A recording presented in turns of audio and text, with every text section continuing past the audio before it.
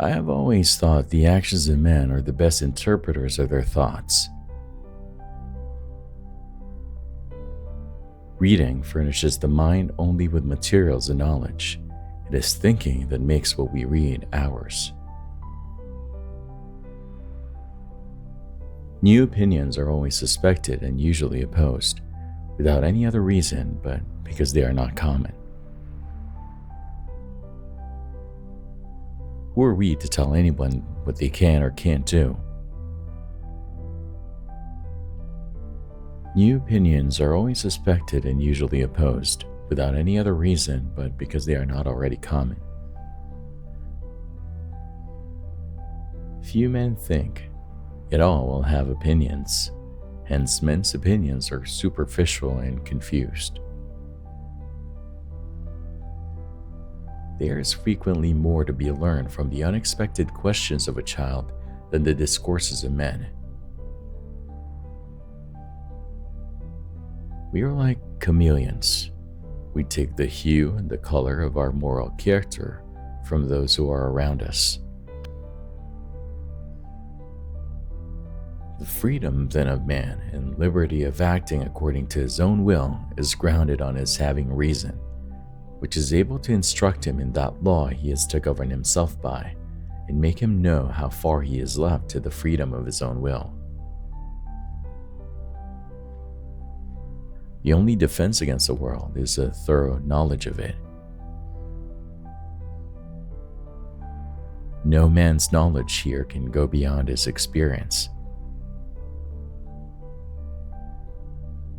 To love truth for truth's sake is the principal part of human perfection in this world, and the seed plot of all other virtues. Revolt is the right of the people. Being all equal and independent, no one ought to harm another in his life, health, liberty, or possessions. Parents wonder why the streams are bitter, when they themselves poison the fountain. The only defense against the world is a thorough knowledge of it. Nothing was made by God for man to spoil or destroy. There is frequently more to be learned from the unexpected questions of a child than the discourses of men. To prejudge other men's notions before we have looked into them is not to show their darkness, but to put out our own eyes. The great question, which in all ages has disturbed mankind and brought on them the greatest part of their mischief, has been not whether there be power in the world, nor whence it came, but who should have it. All wealth is the product of labor. Our business here is not to know all things, but those which concern our conduct. A father would do well, as his son grows up and is capable of it, to talk familiarly with him, nay, ask his advice and consult with him about those things wherein he has any knowledge or understanding. No man's knowledge here can go beyond his experience. Parents wonder why the streams are bitter, when they themselves poison the fountain. Being all equal and independent, no one ought to harm another in his life, health, liberty, or possessions. Education begins the gentleman, but reading, good company, and reflection must finish him. To love truth for truth's sake is the principal part of human perfection in this world, and the seed plot of all other virtues. Reverie is when ideas float in our mind without reflection or regard of the understanding. Men being, as has been said, by nature all free, equal, and independent, no one can be put out of this estate and subjected to the political power of another without his own consent. Few men think, yet all will have opinions.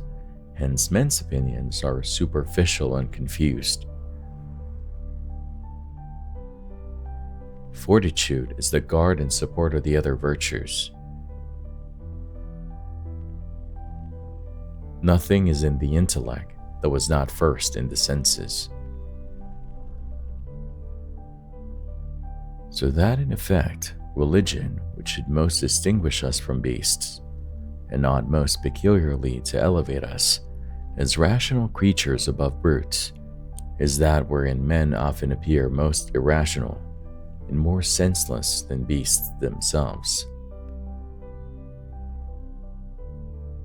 The Bible is one of the greatest blessings bestowed by God on the children of men. It has God for its author, salvation for its end, and truth without any mixture for its matter. It is all pure, all sincere, nothing too much, nothing wanting. There are 1,000 ways to health, but only one way to heaven. The most precious of all possessions is power over ourselves. It is ambition enough to be employed as an under-laborer in clearing the ground a little and removing some of the rubbish which lies in the way of knowledge. Absolute monarchs are but men. Age or virtue may give men a just precedency. The great art of learning is to understand, but little at a time. None of the things children are to learn should ever be made a burden to them, or imposed in them as a task. Whatever is so imposed presently becomes irksome. The mind takes an aversion to it, though before it were a thing of delight. There is frequently more to be learned from the unexpected questions of a child than the discourses of men. Where there is no judge on earth, the appeal lies to God in heaven.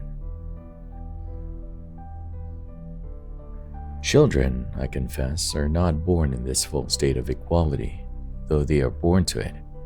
Their parents have a sort of rule and jurisdiction over them when they come into the world and for some time after, but it is but a temporary one.